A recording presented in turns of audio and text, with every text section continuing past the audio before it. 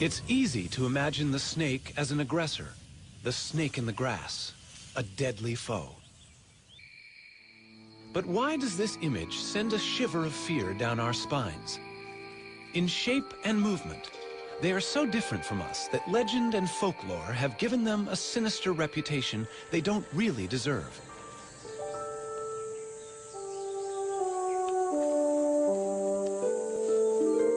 How can we understand an animal that smells with its tongue?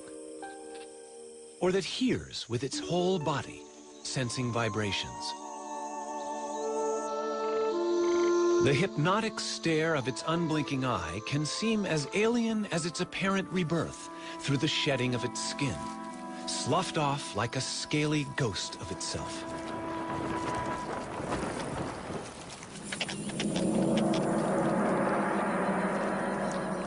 Among them are giants that storybooks say are 100 feet long and ready to strangle unwary jungle explorers. And yet, there is this little guy, a thread snake, very friendly and not deadly at all.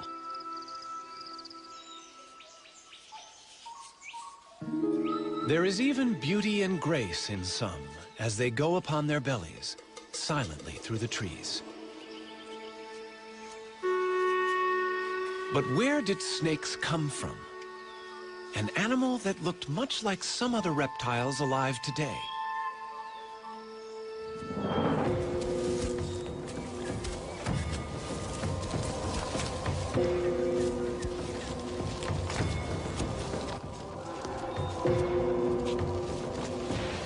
It's hard to believe that snakes have anything in common with creatures like this. But in fact, every reptile descended from the same ancestor. This primitive ancestor, hidden within their bodies, vestiges remain of the legs they lost. But snakes, with a skull, backbone, and a multitude of ribs, are able to move quickly in several ways. The serpentine crawl of the cobra. Most snakes move like this.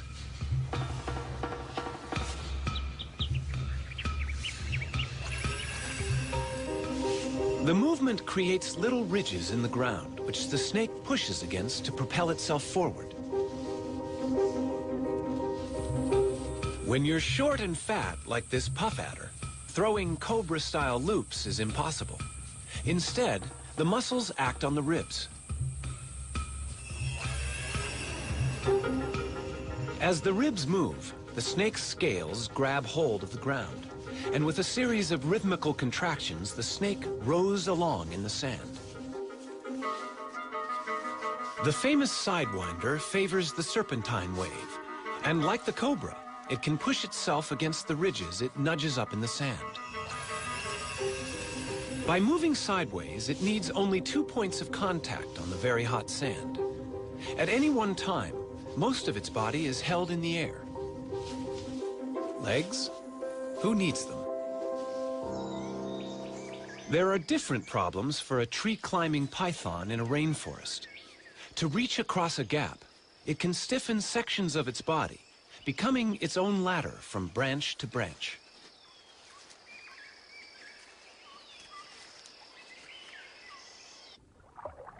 This sinuous and flattened body, with its broad tail working like an oar, could be mistaken for an eel. But this is no fish. It's a sea snake. Most snakes can swim, though even the sea snake must interrupt its hunting now and then for a breath of air at the surface.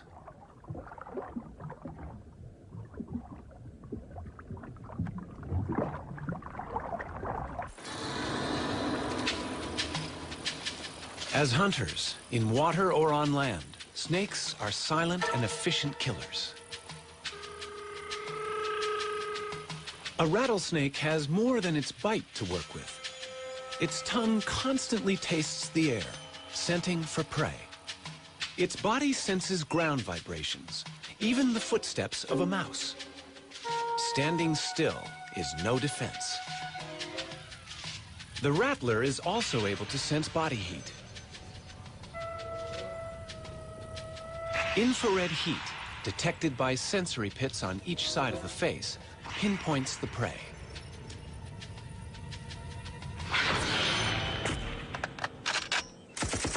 Their high-tech weaponry has been around long before ours. But in any combat situation, defense is as important as attack. This military training ground is home to two other opponents. The rare red cockaded woodpecker lives in this loblolly pine. Its enemy is a corn snake, whose tactics are to climb the tree and steal the woodpecker's chicks. The bird's defense is to peck at the tree, releasing its resin.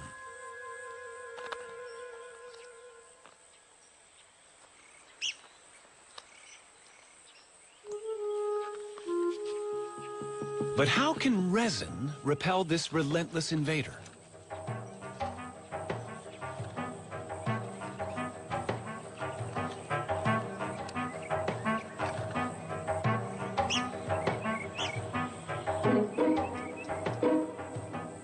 It's getting close. Will the woodpecker's weapon really work?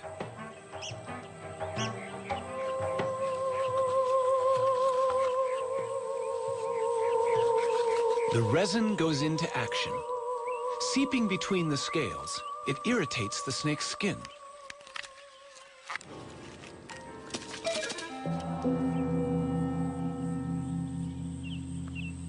Woodpeckers won, corn snakes nothing. Australia, home to the most venomous snakes in the world. In these cane fields lives one of the most deadly. But why do snakes need venom?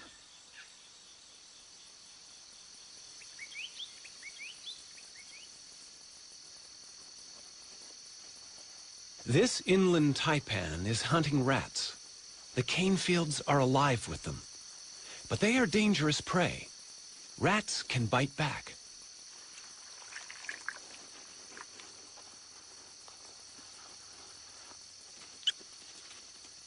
A snake's head contains all its sensory equipment: eyes, taste, smell, brain. And the head is vulnerable.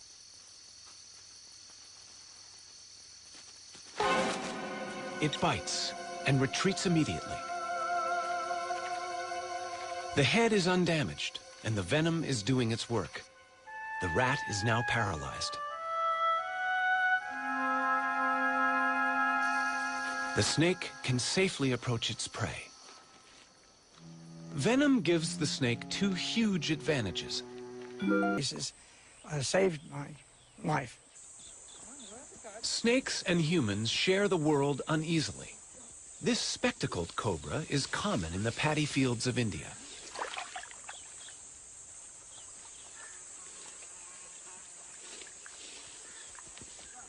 Every year, more than 10,000 people are killed here by snakebite.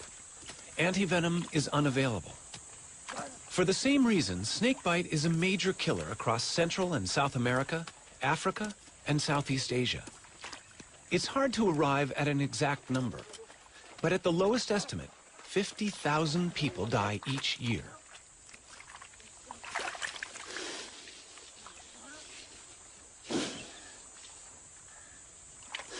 Maybe even get out from where the door was plugged out there. It could have pushed past there. But I think we just maybe should carry on looking. You know, it could also have climbed. I mean, these walls are pretty rough up here. I could take a look somewhere up here.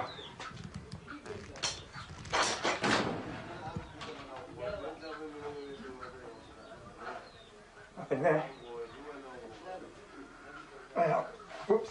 There's something up there. There's something in the corner over there.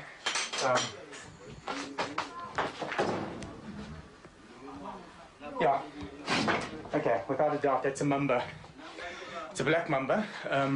There's a piece of coil just around between the roof and the wall there. We know that mambas are very, very poisonous. I mean, if this bites us, we're quite far from a hospital now. So we've got to be really, really careful. And if you can just stay in the furthest corner away from me there, just out of my way, I'm going to bring it down and just get it straight past you outside and then deal with it, get it into the bag.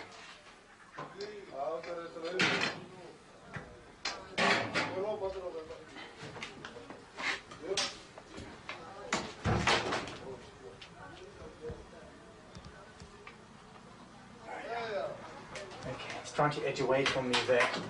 It heads out again.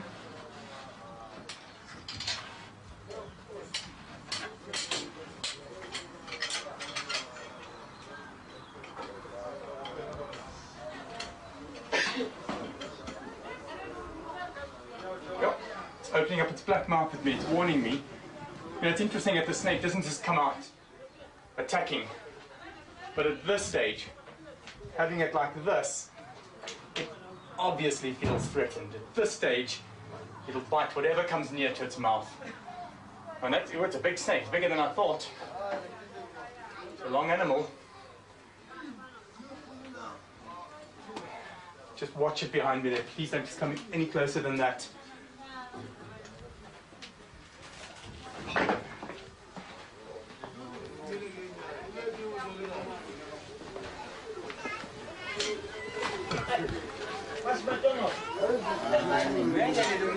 You know, the snake's obviously hyped up now, and whatever touches it through the bag, it's going to bite. And you can see through the bag here. I'm going to just pin it down to the side, make sure that it's safe in one area, and then I'm going to release the head. Just take care that don't come too close. No, you just touch that bag and this thing bites. I'm going to find a safe place to release it. Let's get it in there. And I think I should go and reassure the lady here that her house is clear of snakes and that it's safe to go back in again.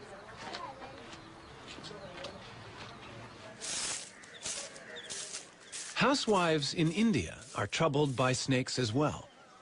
The men of Vrindavan have also made a profession out of removing them.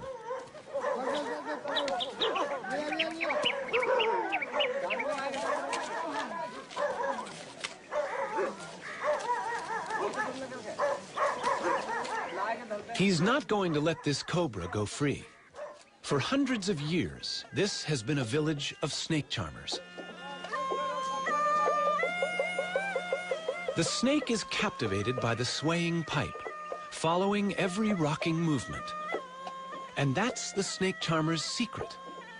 The music plays no part. It's probably too high a frequency for the snake to appreciate. It has no eardrums. Sound vibrations are perceived only by way of the skin, muscle, and bone.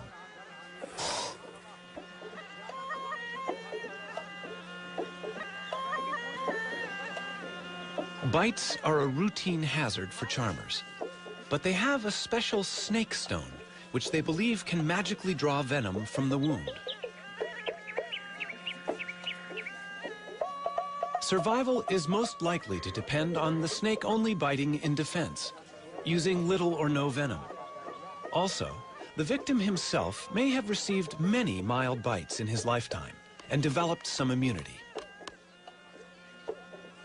But the piece of soapstone is the treatment they believe in.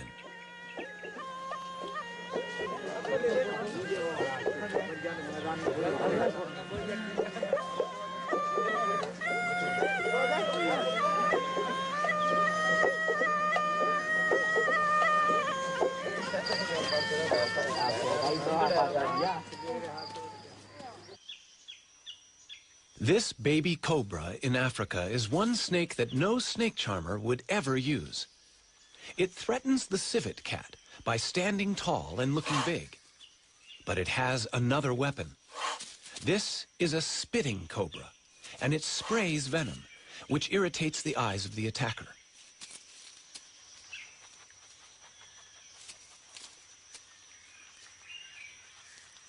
It's not lethal, but it works.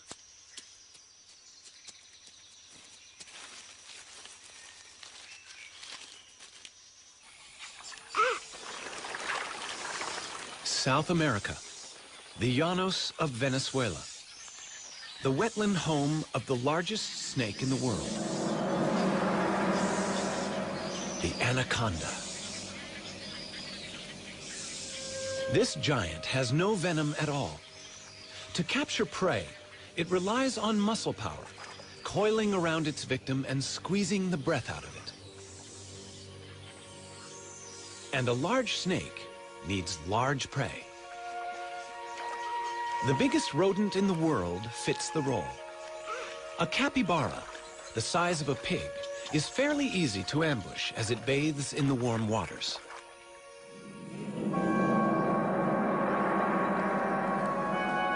The snake must have teeth strong enough to hold on to such lively prey, and be ready to loop its body tightly around the capybara to avoid...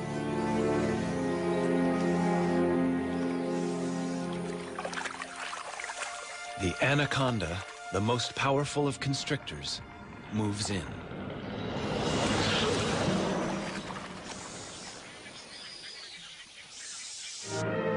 Look out, Jimmy. Hold that head, hold it. Mike hears Jimmy's cries for help.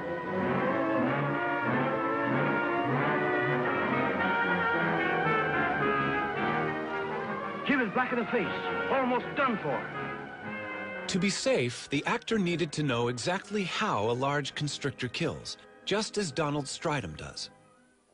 I caught the snake on somebody's farm. It had eaten something really large, and the farmer was worried it's going to eat his dogs or even maybe his children, which isn't totally unrealistical. Have a look at that. Yeah, it's getting me around the arm here.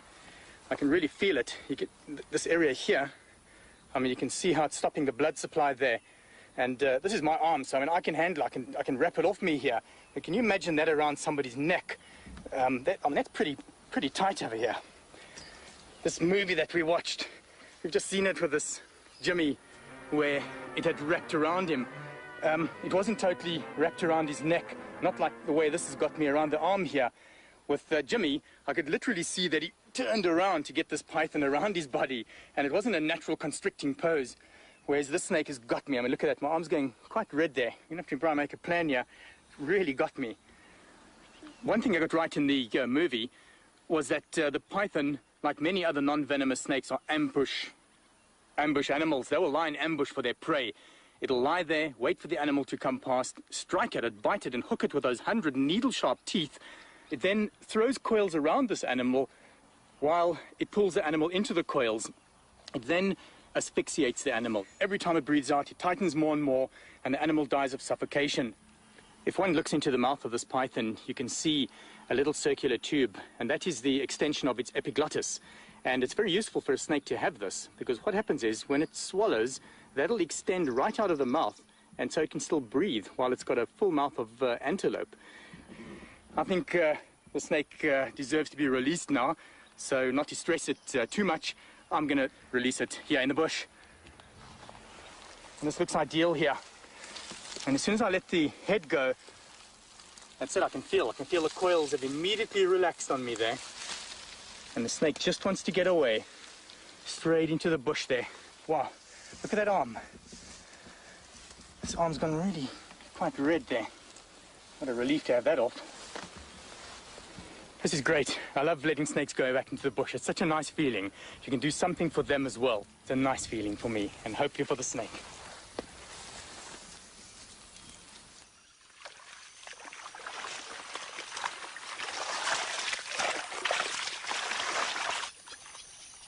Back in anaconda country, there's someone who's trying to do good, not only constrict their prey, but are also venomous.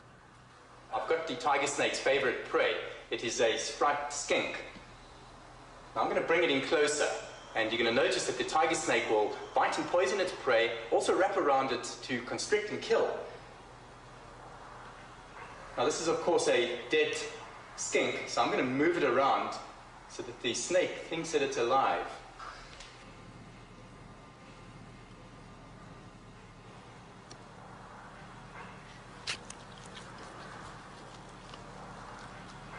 The tiger snake's venom is weak, so it needs to grip the lizard firmly, not only to prevent escape, but to limit the risk of damage to itself during a struggle.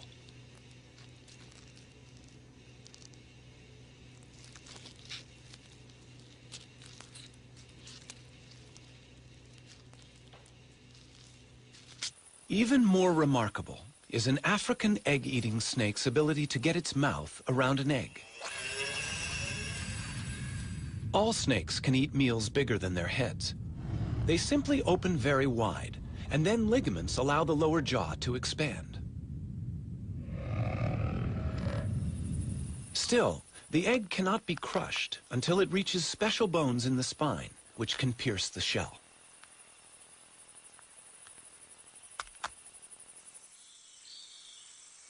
For convenience, a snake does better to eat another snake. A king cobra is called king because it's a snake eater. The mangrove snake it's attacking is only mildly venomous. No match for the king.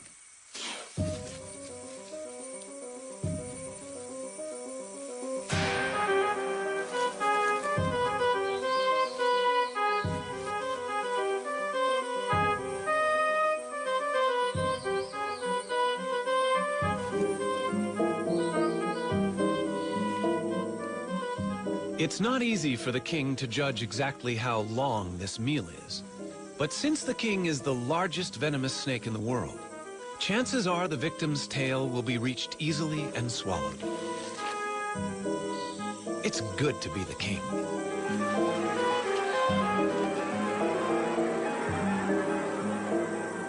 So how would a snake avoid this fate?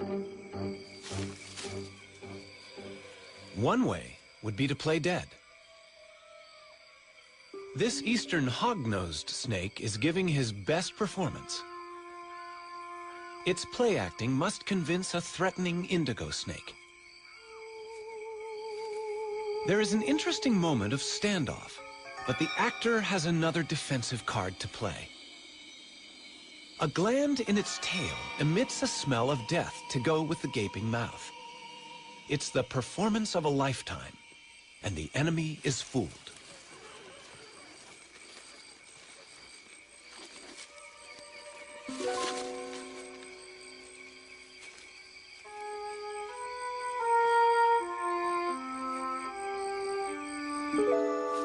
A snake that looks dangerous can keep predators away.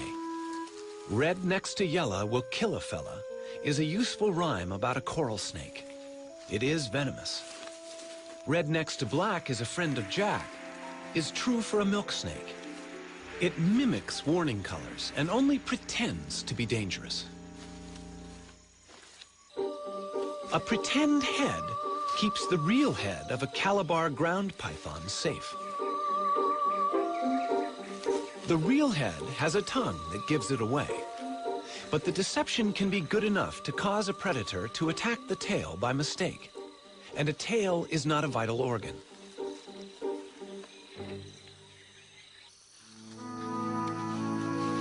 Often the brilliant colors and patterns of a snake's skin are not a warning but a subtle camouflage, matching its surroundings.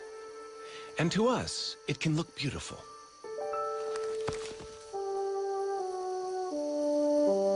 Scales come in endless varieties of shape and structure.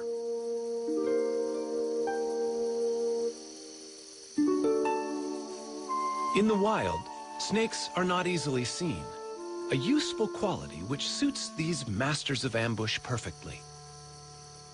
But the beauty and subtlety of snakeskin has also been their undoing for thousands of years.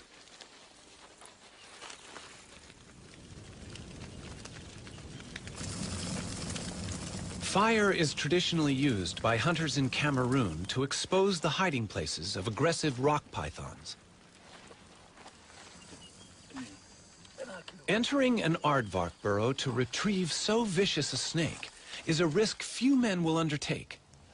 Once, this nightmare task was a test of virility, a rite of passage. Crawling inch by inch on toes and fingers, the hunter moves toward the angry python. His companions keep track of his progress. They may have to rescue him. The heat is stifling.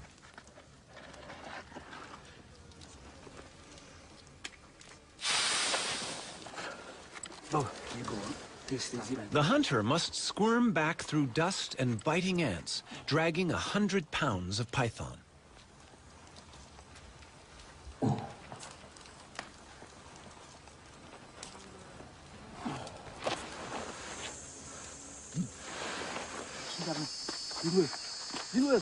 His companions take over.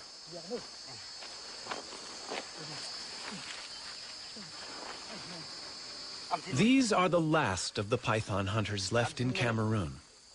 Firearms have made it easier to kill other animals for food and skins. But the meat on this snake in former times would have been essential, and its skin a profitable result from such horrific effort.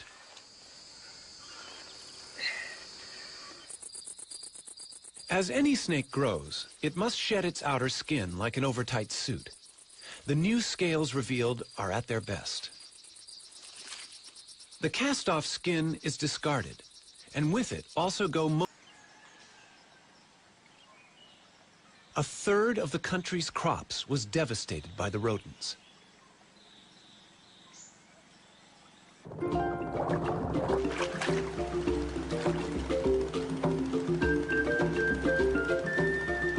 Only the return of natural predators, such as pythons, could save the farmers' livelihoods.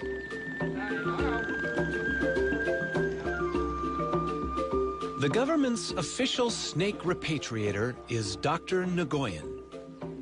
He's bringing snakes to the village where he was born. And he knows how important it is that children, as well as the farmers, realize how essential these harmless snakes are to their future.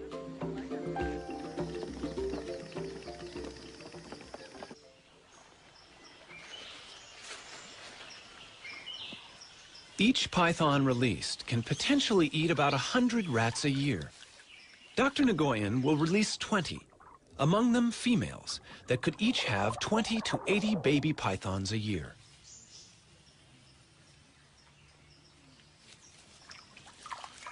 In the battle against rats, each snake in a paddy field is worth far more than those that are sold to be eaten.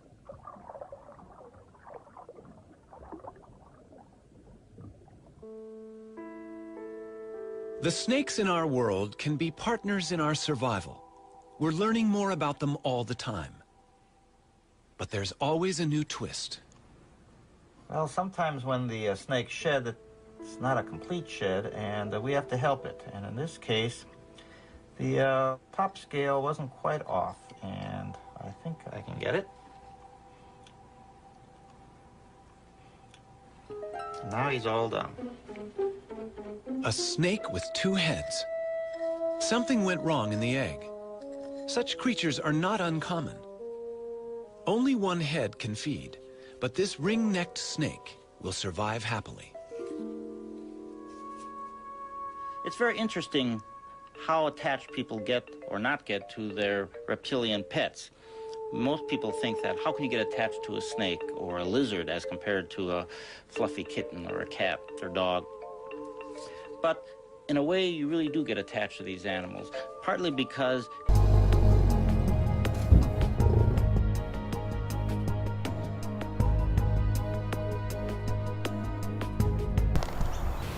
must be waved.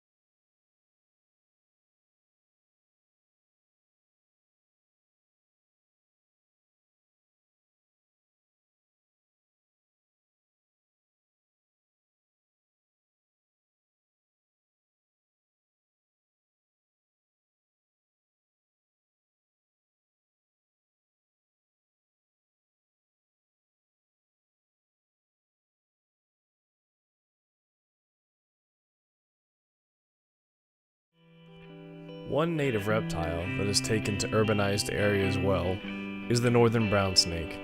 Typically found under leaves, logs, and other forms of ground cover, brown snakes are usually the most common snake in your residential areas on the east coast of the United States. Because of their small size, usually between 6 and 13 inches, they often go unnoticed as they actively hunt for worms and slugs among the leaf litter. Northern brown snakes are non-venomous and considered harmless to humans. Discover brown snakes and more at Potomac Overlook Regional Park in Arlington, Virginia.